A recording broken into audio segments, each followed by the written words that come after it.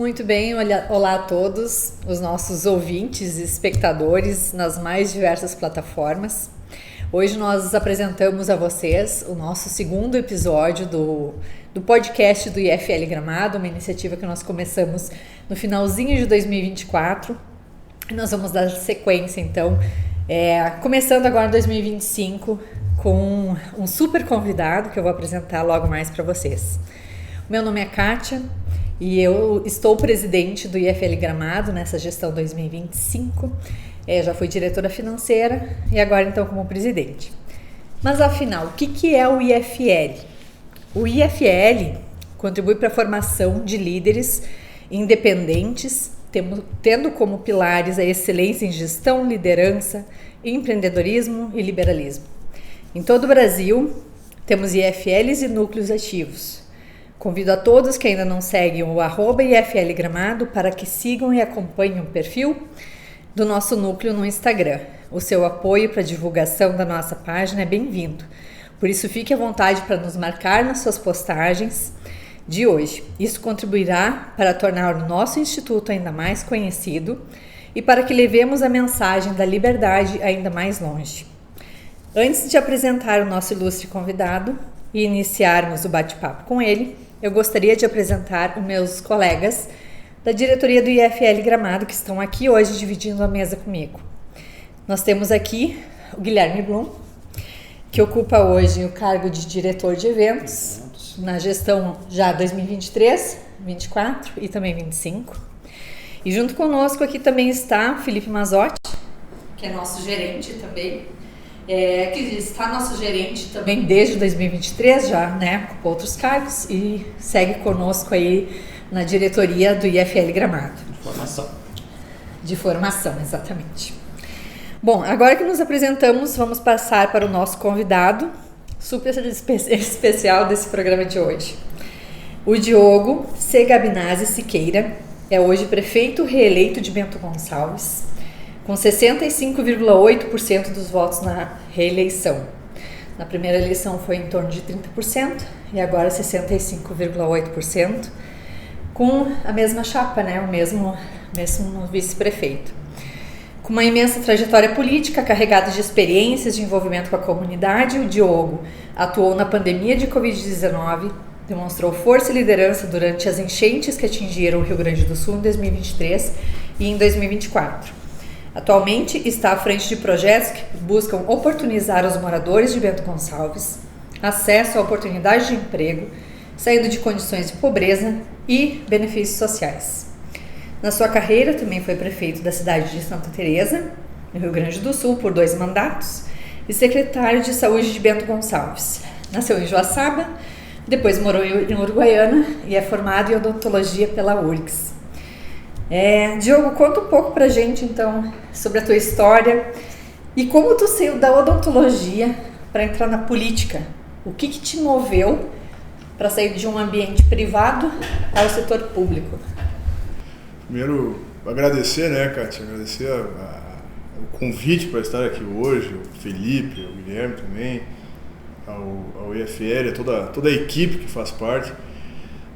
Mas eu acho que é uma questão, acho que todo mundo acaba, ao longo da vida, acaba se interessando por alguns assuntos e assim como a equipe aqui, todo mundo acaba se interessando por política. E eu acredito muito nisso, a gente tem que chegar em algum momento da vida e entender qual é o propósito que a gente vai fazer. Tem gente que vai empreender, que vai criar grandes negócios, vai empregar as pessoas, vai gerar riqueza. Alguns vão para a área das artes, ser professor de graduação, de qualquer coisa. E eu acho que chegou um momento que eu vi que eu poderia entrar na política. E lógico que a gente vai aprendendo, como tudo na vida, a gente vai amadurecendo também nas escolhas que a gente faz como uma prefeitura, no executivo. E não me arrependo, não. Eu acho que foi uma escolha, pessoalmente para mim, foi muito boa, porque eu acabei mudando completamente a minha vida. E eu acho que a gente pode mudar um pouquinho a realidade local que a gente vive, das pessoas, e muito do que vocês fazem aqui também. É tentar martelar que existe uma política diferente, que não é a tradicional, que não é a política que a gente está acostumado, que a gente cresceu, cada uma das suas gerações, e a gente cresceu aprendendo como é que deveria ser o normal e o certo. E eu acho que a gente está nesse momento agora que tem que ser feita uma grande mudança na política brasileira. É ter raiva muitas vezes da política, é ter raiva do setor público. Eu falo seguidamente isso, a gente precisa ter raiva do setor público para tentar mudar. A gente precisa ter raiva do que é a burocracia do setor público, a gente precisa ter raiva de não poder tocar em alguns assuntos, alguns dogmas que existem dentro da gestão pública. E se a gente não tiver essa percepção que se não houver isso, a gente não vai ter mudança, a gente vai deixar o barco correr. E a tendência aconteceu com muitos países. Perde controle de toda a população e a gente vira aí um país à mercê de interesses políticos que não é o interesse da população. Então acho que é muito disso, viu, Kátia? Muito bem. É algo que nos motiva também, que não estamos diretamente ligados ao setor público como representantes do povo, né, como eleitos, mas a gente pensa muito em formar essa base de pessoas que venham a ser líderes, e não precisa ser necessariamente um líder político, né, um líder político público, mas um líder nas suas instituições, nas suas empresas, nas escolas e assim por diante, né, levando esses princípios que nós tanto trabalhamos no IFL, esses princípios de liberdade, para lugares onde essa voz não é escutada. Né? Então, acho que isso é uma coisa que nós temos em comum, um pouco de instituto, a missão, um pouco de instituto, um pouco de público, privado, tudo muito próximo. E eu tive te estudando bastante, e se eu posso resumir, apesar de nós não nos conhecermos pessoalmente, né, antes, se eu posso resumir em um termo, o que me chama muita atenção são os conjuntos de boas práticas que tu tens feito nestes últimos anos, e eu acho que isso tem chamado a atenção. E essas boas práticas aliadas à comunicação também, porque não adianta ter boas práticas e ficar quietinho lá, que de repente, não sei se aconteceu, tu pode contar melhor pra gente. Quando tu era prefeito lá em Santa Teresa, não existia Instagram como existe hoje, então a comunicação não era tão eficaz. E hoje o que tu faz repercute no país inteiro. Então eu queria que tu falasse um pouquinho para nós também sobre essa parte da comunicação, a importância dessa comunicação para quem está fazendo essas boas práticas similares, né, às que tu tens feito, para que isso inspire outros líderes a seguirem por esse caminho também.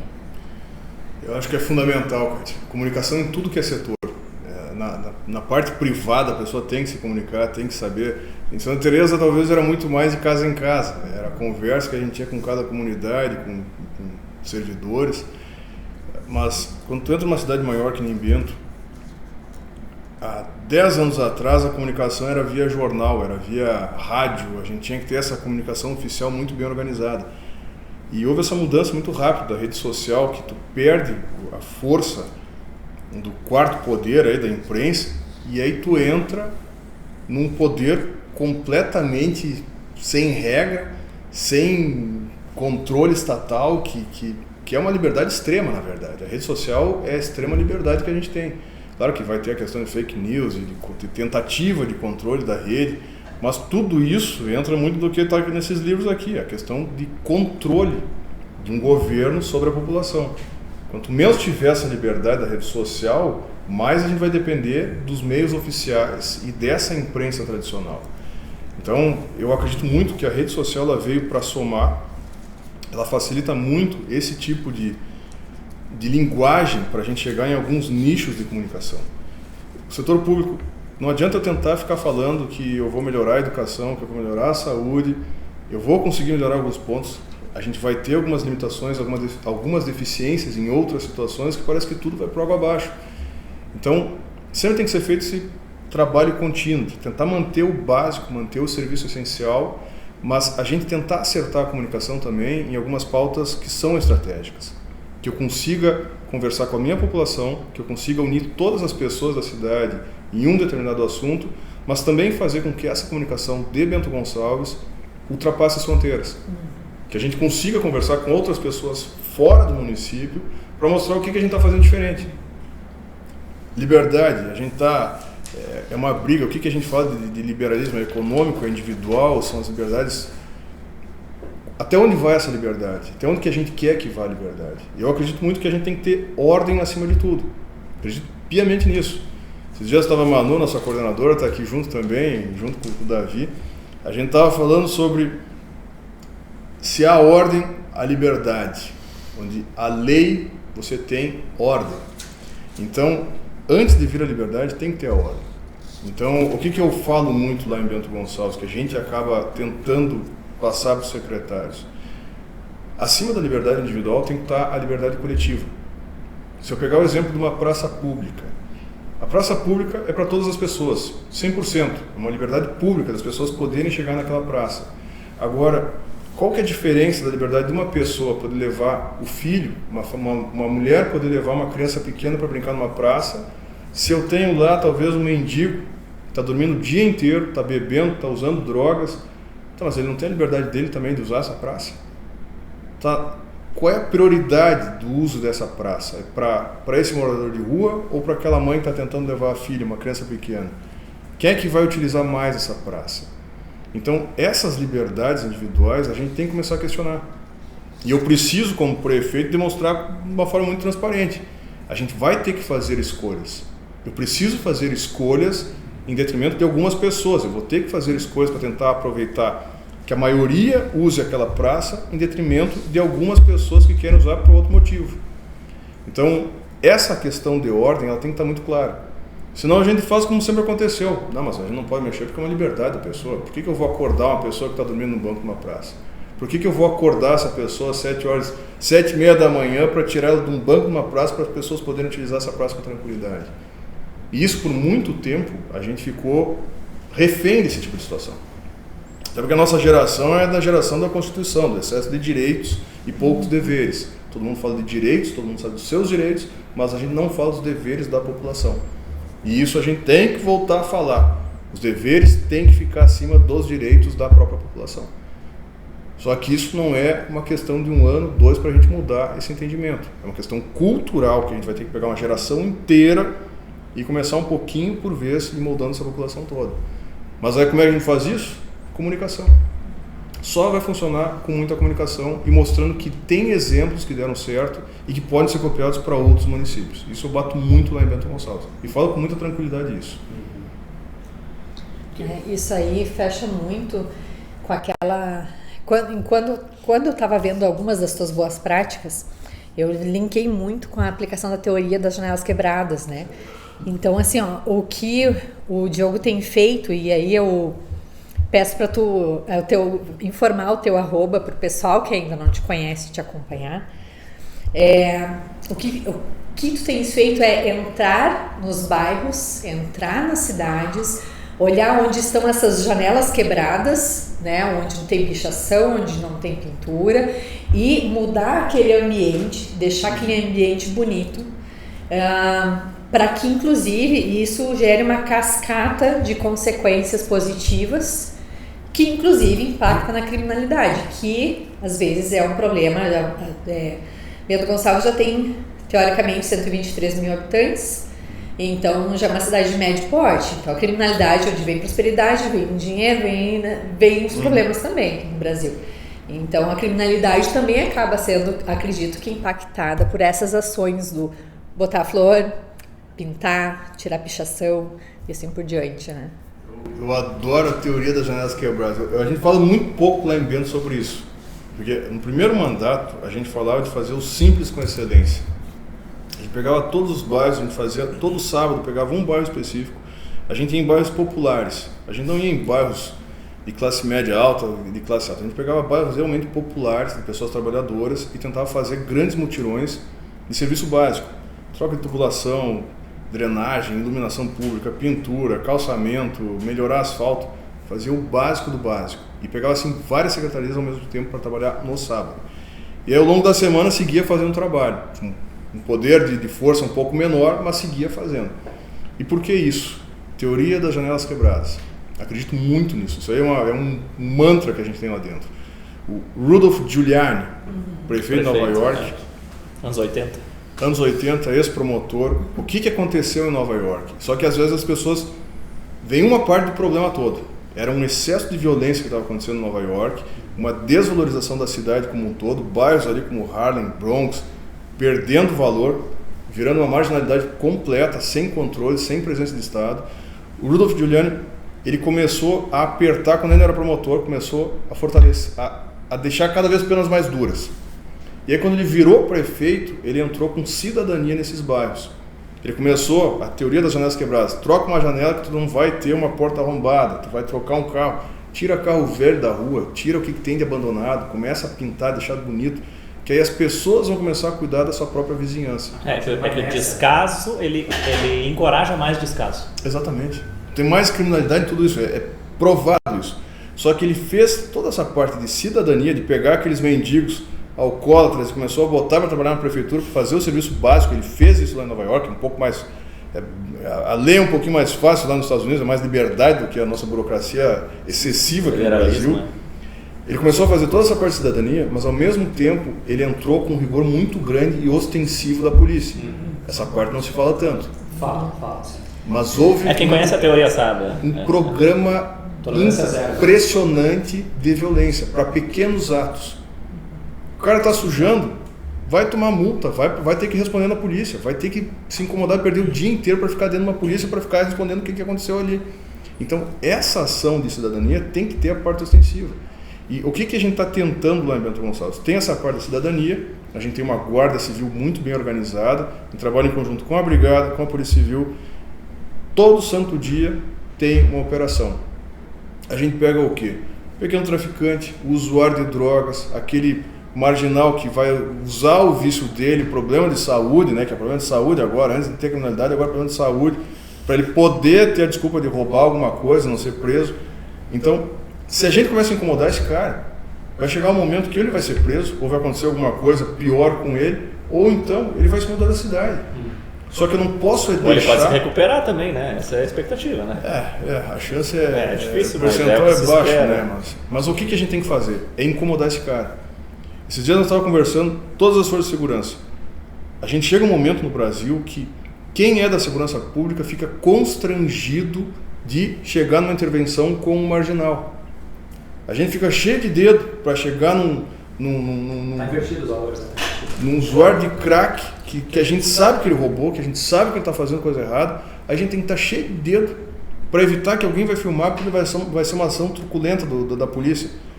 E aí o que a gente fala internamente? Bom, se houver uma ação truculenta, é por alguma razão.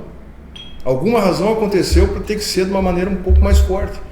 E todas essas ações que acontecer, se porventura acontecer, eu como prefeito eu vou defender esse policial. E falo isso abertamente. Porque não pode mais acontecer da gente normalizar essa bandidagem, a gente normalizar esse tipo de pequeno delito e achar que isso aí tem que acontecer normalmente porque é uma democracia com liberdades que a gente vive. Isso está errado. E a gente confunde muito o que o STF fala, porque agora tem liberado droga. A maconha é liberada agora até 50 gramas, mas as outras drogas é crime. Então, se a gente encontra um cidadão, um marginal, com porte de drogas, a gente vai incomodar esse cara todo santo dia. Vai ser preso todo dia, vai ter que ir até uma delegacia de polícia, vai tomar um chá de cadeira dentro da delegacia de polícia até conseguir fazer o termo circunstanciado para poder liberar. Tem que incomodar o cara, tem que encher o saco dessa pessoa. Desencorajar esse tipo de atitude, né? É verdade, a vagabundagem. Exatamente. Eu gosto dos termos que o Diogo usa. Ele é polido, o Diogo, né? Meu colega lá da fronteira, né, de criação, eu adoro porque são os termos que eu escutava muito, até anotei. Como é que é a vagabundagem, marmanjo, coitadismo, chinelagem. São esses termos que a população entende o que é. O que é um marmanjo, né? O que é um marmanjo? É o cara crescido, adulto, que supostamente deveria estar trabalhando e está lá na praça. Ele está marmanjo, ele está à margem da sociedade, de certa forma, é um marginalizado. Mas ele vai ficar onde ele se sente protegido, acolhido e não incomodado. Então, acho que essa atitude de eu vou incomodar até o fim esse cara, todos os santo dia, vai fazer com que ele talvez, se ele não conhece outra realidade, se ele não tem algum bom exemplo que ele possa seguir, talvez ele não consiga mudar de vida dele. Mas talvez ele tenha família, talvez ele vai se mudar para outro lugar onde ele se sinta mais confortável. Ou ele pode trabalhar na prefeitura, né? Tu não coloca eles para trabalhar prefeitura também? Não, a prefeitura Mas tu disse que colocava o pessoal para fazer trabalho... Não, eu proibi de colocar dentro da prefeitura. Todas as pessoas que a gente emprega tem que ser na iniciativa privada. É proibido de colocar dentro da prefeitura para ninguém ficar me dizendo que eu indiquei um cargo político ainda para um cara desse, para não me incomodar lá na frente. Então é 100% dentro da iniciativa privada. E graças a Deus as entidades e as empresas estão pegando junto nisso aí. E aí que vem o marmanjo, né, Kátia? O que é por que a gente está pegando esses caras aí? A Bolsa Família, né? Esse tema esse é o assunto, é o quente, Por que eu comecei internamente, como é que a gente fez isso aí? Só para... A gente já vinha trabalhando bastante para tentar empregar as pessoas. E são dois grandes pontos, acho que aconteceu, que mudou a nossa percepção. Começa lá atrás, ainda nas nossas gerações, de achar que todo mundo tem direitos, a gente precisa dar direitos para as pessoas, tem que dar benefícios, a gente precisa ter uma sociedade mais harmônica, com mais, né, não aquela coisa tão seca, né? Parecia que antigamente era diferente. E aí a gente perdeu, ao longo dos anos, a mão. Eu acho que a sociedade errou.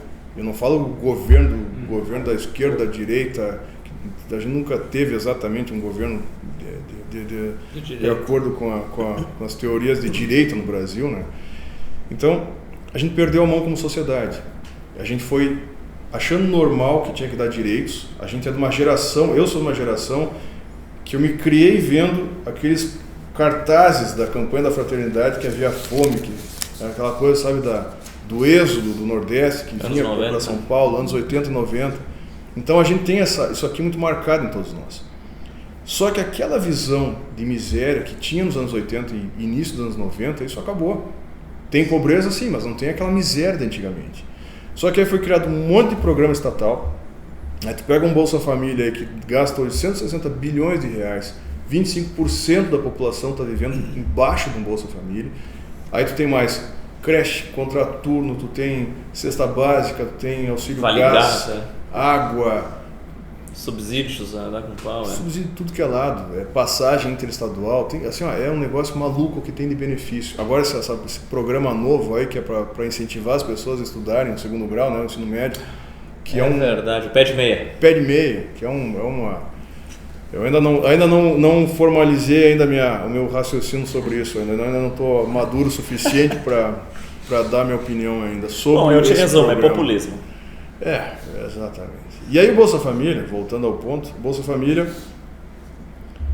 era proibido falar mal desse programa. Praticamente, se algum político falasse mal do programa, ele ia ser taxado como fascista, ia ser taxado como uma pessoa que não gosta de pobre, aí o termo agora é aporofobia, estou tomando um processo por causa disso, aporofobia.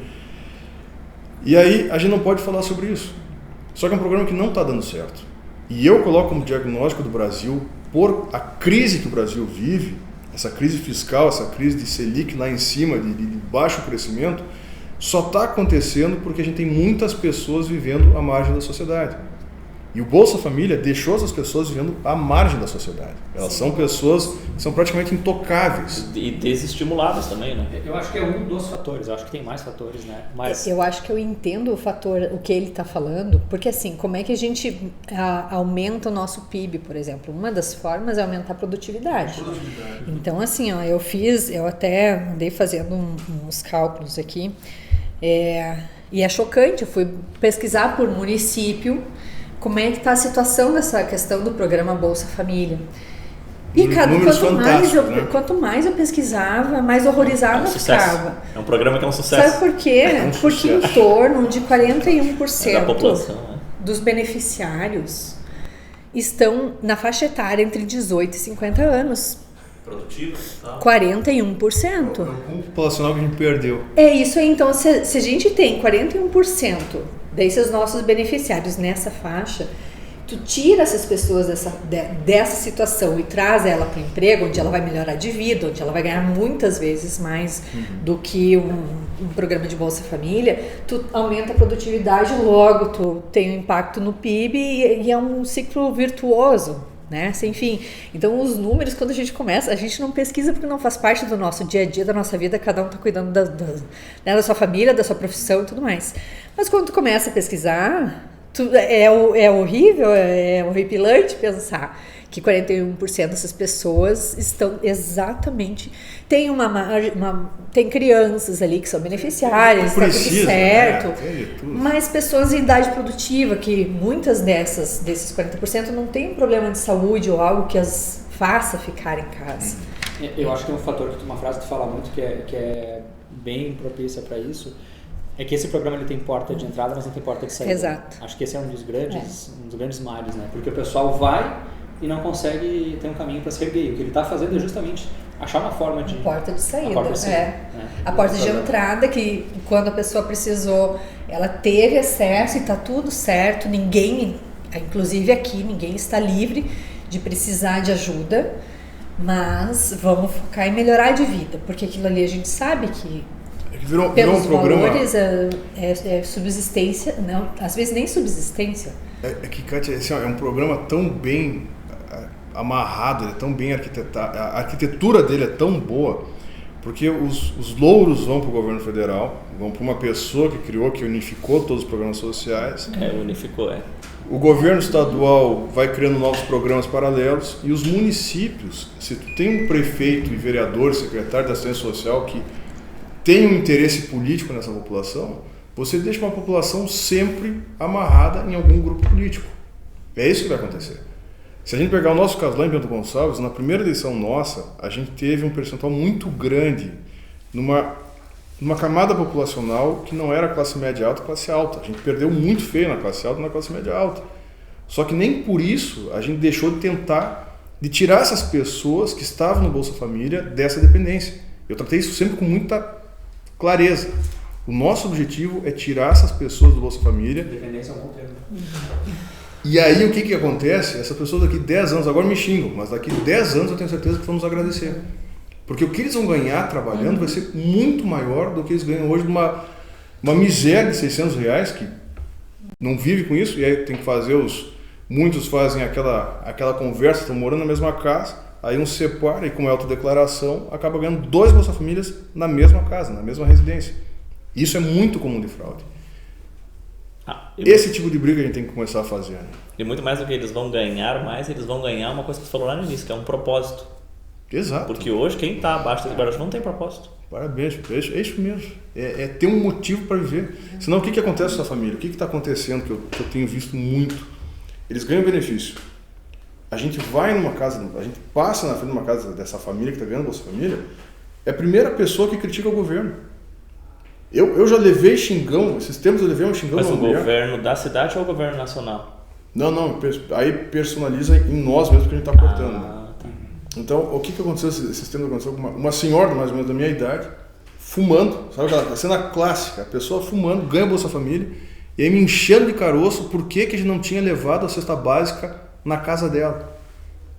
Prefeito, como é que vocês não levaram esse mês a cesta básica de carro aqui na minha casa? Já é uma obrigação. 3h30 da tarde. E como é que justifica isso? Sem fazer nada. É um take for granted, já é garantido. Né? Então, olha o nível de situação que a gente está chegando. E essa pessoa, com certeza... Na verdade, dependência do Estado. 100%, 100%. E ainda cobrando por que a gente não está fazendo isso. E aí, quem é que está pagando essa conta? É eu como prefeito? Não, eu só estou levando xingão. É todo quem está pagando é quem está trabalhando. Na iniciativa privada está bancando. Quem compra no supermercado. Quem Todos compra comida, todo mundo paga. Todo mundo. E uma outra coisa que eu acho, às vezes, mais grave ainda, é que as próximas gerações, elas não vão ter referência de trabalho.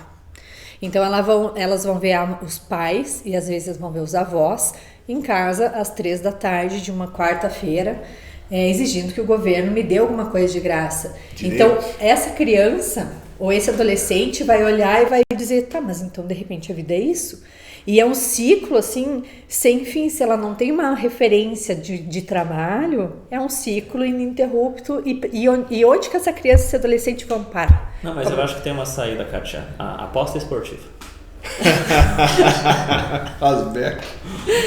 Eu faço uma pergunta. Você veio de Santiago. Você veio de onde, Felipe? Eu sou aqui de Gramado. Daqui, Gramado também.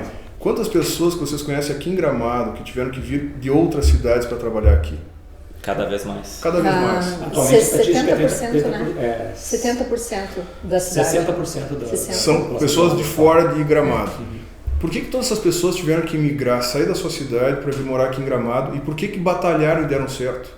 Por que esse pensamento de antigamente, que a pessoa tinha que migrar de uma região que não estava dando certo, que estava em decadência, tiveram que sair das suas casas e vencer na vida em outra região? Pegar o caso do Nordeste, quando foi para São Paulo, que fez São Paulo crescer junto. Por que antigamente era normal isso? Por que era no início tinha aquele preconceito das pessoas de fora, mas com o tempo foi um grande motivo de orgulho para essas pessoas? Porque elas venceram na vida.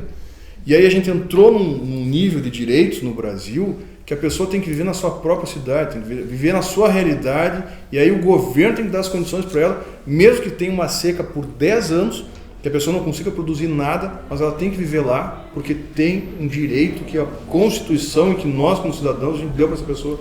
Onde é que está escrito isso? Por que a gente tem que aceitar esse tipo de situação? Então, a gente, olha, eu fico, Felipe, buzina da vida. Mas na verdade, viu, desculpa, eu vou ter que botar uma pitadinha de humor na nossa entrevista. Isso é culpa, na verdade, do Gugu, porque ele fez o programa De Volta à Minha Terra. Mas esse programa de tá domingo, fazendo, ele levava o pessoal de volta lá pro Declarou a idade agora. Olha, que esse programa tá em estudo lá em Bento Gonçalves, viu? De Volta à Minha Terra, isso é interessante. Programa... O Mazotti já era tá adulto direito. na década de 90 para lembrar disso. Com certeza. Sabe que a gente tem um direito lá em Bento que a gente deu, né? Eu digo que a gente não vai dar nenhum direito, nenhuma lei nova, nenhum novo benefício a gente vai fazer dentro do município. A gente vai fazer isso aí com muita tranquilidade. E a gente vai cortar alguns direitos também que existem dentro da estrutura nossa pública para tentar... Pois esse é um outro assunto polêmico, né? Da questão ali dos benefícios dos servidores públicos, né? Isso estourou agora há pouquíssimo tempo. Tu pode contar um pouquinho para nós? É mais um dos que a gente está mexendo. Por que a gente faz isso? Eu só quero terminar o negócio do direito. A gente está dando um direito muito bacana. Todo morador de rua, a gente oferta emprego, a gente oferta casa de passagem, tratamento para álcool, para drogas, e a gente dá um direito que é para poder voltar para a sua terra. Né? Como é que é o direito está lá, de volta à minha terra. Isso. Vai voltar. E aí, por que é esse direito também? Porque tem o dever do outro lado. Todo direito ele está alçado por um dever, é verdade. Tem que ter um dever. O dever, a família dessa pessoa que se perdeu na vida também tem que entrar no jogo. Também tem que ter essa contribuição da família. Bom, o cara se perdeu nas drogas, no álcool. Bom, e aí, de quem que vai ser o filho agora? É da sociedade, vai ter que cuidar do cara? É porque o SUS diz que a gente tem que tratar de todo mundo? Tá, mas é a família que tem que estar junto. Por que essa pessoa também não tem que ser cuidada pela própria família? Cadê o custo da família para entrar junto nessa briga? Daí sim poder exigir alguma coisa do governo. Mas tem que estar junto nesse acompanhamento. E aí que entra o programa. Vai. Se não está dando certo... Deu uma ideia de um programa novo então ali para ver. Então. Agora, fechou. Mas é legal. Acho que tem outros municípios fazendo, né? Blumenau, Balneário também tem feito isso aí. Eu acho que faz todo sentido, né? Porque... não estão ali... Florianópolis está forte nisso agora também, com o Bruno Souza lá. Eu queria voltar num assunto que tu comentou logo no início, na tua apresentação ali, que é justamente a questão das chuvas, né?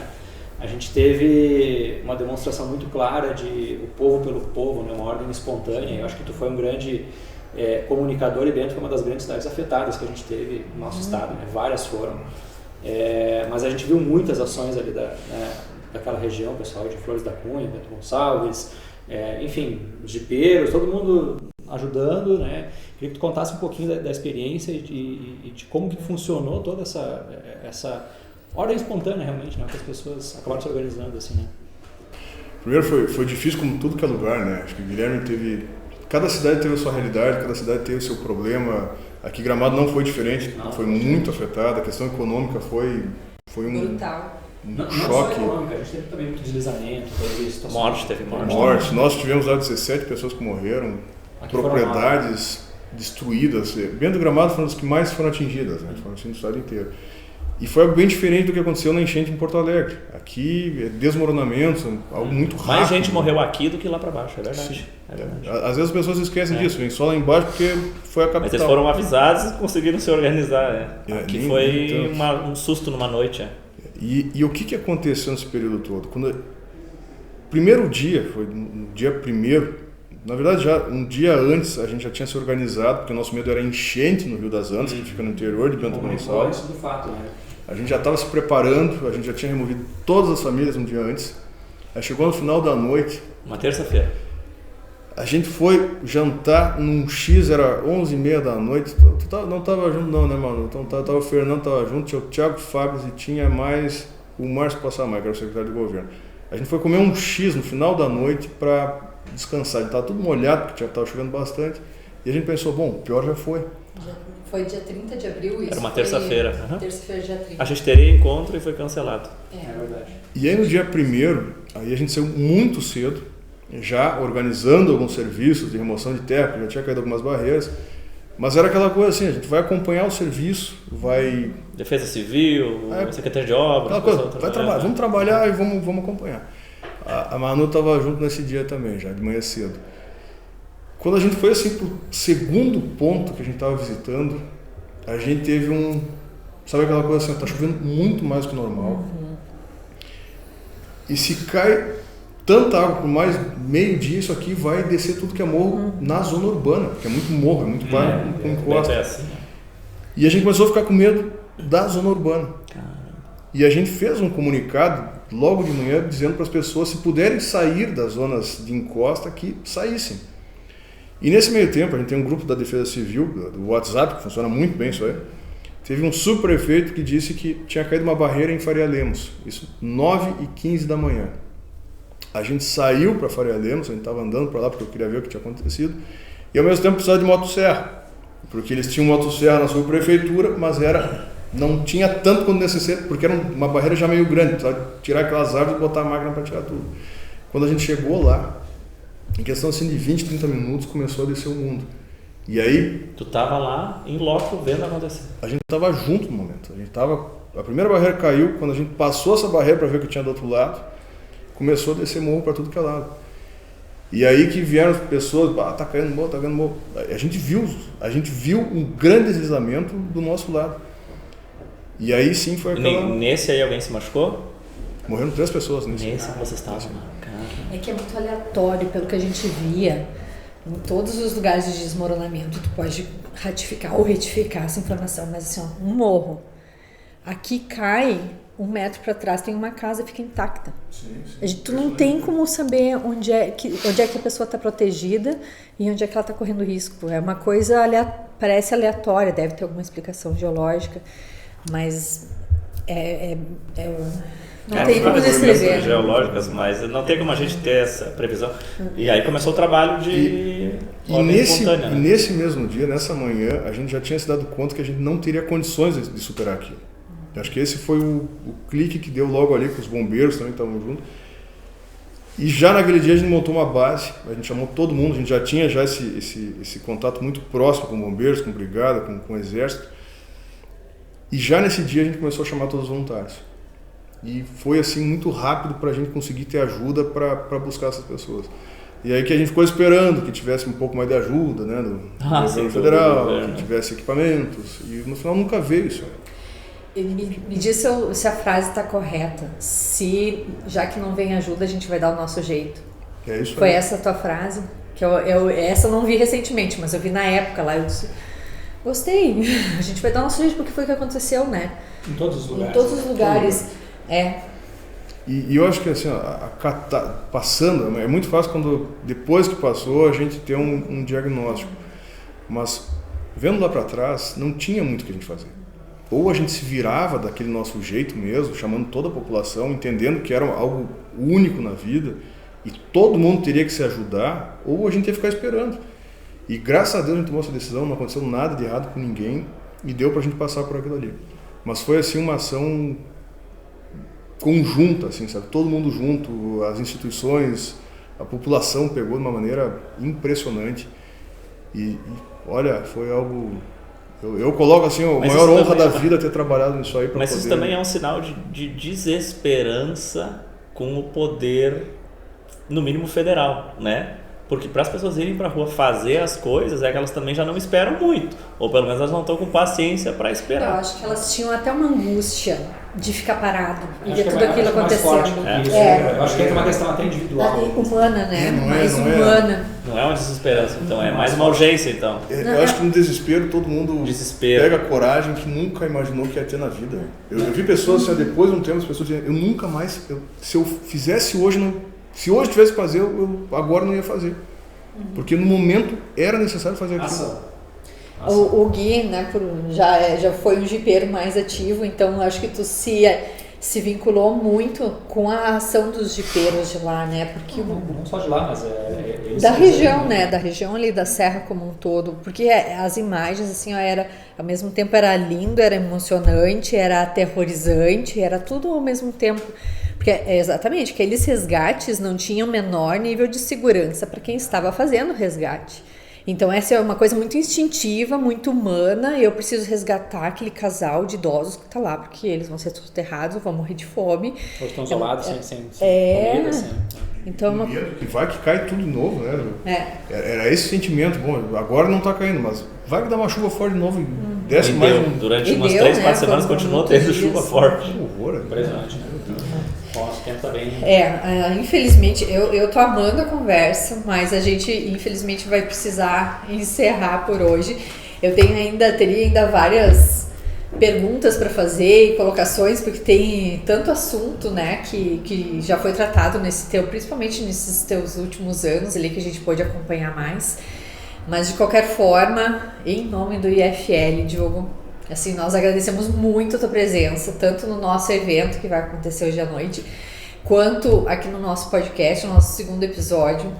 E a gente quer trazer, dar voz, né? Por mais que, por enquanto, o nosso IFL ainda é um bebezinho, mas mesmo que nós tenhamos um alcance ainda não muito exponencial ainda, mas a gente quer trazer, dar voz, né, para essas boas práticas, né? Isso que está alinhado ao que a gente estuda aqui no IFL, né? As nossas bases de liberdade, o Mises, o Stuart, o Hayek, o Bastiat e assim por diante. Posso deixar? Claro. Rapidinho, tá? Uma das perguntas que eu ia fazer, prefeito, era sobre a tua base ideológica, mas pelo pouco que tu falou aqui com a gente, dá para ver que tu está muito bem embasado no que tu está fazendo. Tá? E também tem uma questão importante que eu acho que tu pode só pontuar para finalizar, o seguinte: a gente vê o teu modelo de gestão, tanto pelas boas práticas quanto pela comunicação, como um modelo novo de gestão que não é o único exemplo no Brasil. A gente vê um pouco do Romeu Zema assim, a gente vê o Adriano Silva assim, a gente vê o prefeito de Sorocaba, Rodrigo, se eu não me engano, com essas mesmas práticas. E a gente consegue entender esse contraste entre uma política tradicional, que tu mencionou logo no início, e o teu modelo de gestão. Então, é mais uma constatação do que uma pergunta, mas ao mesmo tempo um agradecimento por esse exemplo aqui na região, mostrando que é possível, e também um espelho, que eu acho importante pontuar isso, para o Gilberto César, que tem começado um bom processo de gestão. Eu acho que merece ser influenciado por ti. Eu acho, na verdade, que todos os prefeitos do Rio Grande do Sul e do Brasil precisariam seguir essa filosofia. Não vão repetir suas boas práticas, mas independentemente de partido, mas focar na solução, buscar boas teorias, como que a gente mencionou, janelas quebradas, assim por diante, e colocar em prática para melhorar o que a gente quer, né? A gente quer viver em segurança, a gente quer ter acesso à saúde quando o filho ficar doente, quando a gente fica doente, a gente quer o mínimo, né? Dignidade. Mas é partidário, né? A gente não tem partido. Acho que o Felipe trouxe a questão do Gilberto César, porque ele é do mesmo partido que o Diogo, né? Eles são ambos PSDB. Mas essas práticas, elas se estendem... Não, para esse novo modelo de gestão que a gente vê em diferentes caminhos, é isso aí. E que isso, né, sirva de exemplo para outras façanhas serem feitas por outros prefeitos. Aí, parabéns. Parabéns pelo trabalho e muito obrigada por ter tido a disponibilidade de estar aqui conosco. Foi ótimo, uma pena que o nosso tempo foi muito curtinho, mas já foi extremamente rico. Eu que agradeço, né, gente? Espero que mais pessoas estudem as teorias de liberdade também. E encorajem a participar do IFL de Gramado e a desenvolver IFLs nas outras cidades. É isso aí. A gente tem que começar a falar de política. Esses dias eu falei com um empresário, rapidamente, ele disse assim, Diogo, que bom que a gente voltou a falar de política. Porque por muito tempo parece que ficou aquela coisa assim, política é só para partido político, é só para a direita, para a esquerda, e desde que o pessoal se vire. A sociedade tem que estar junto.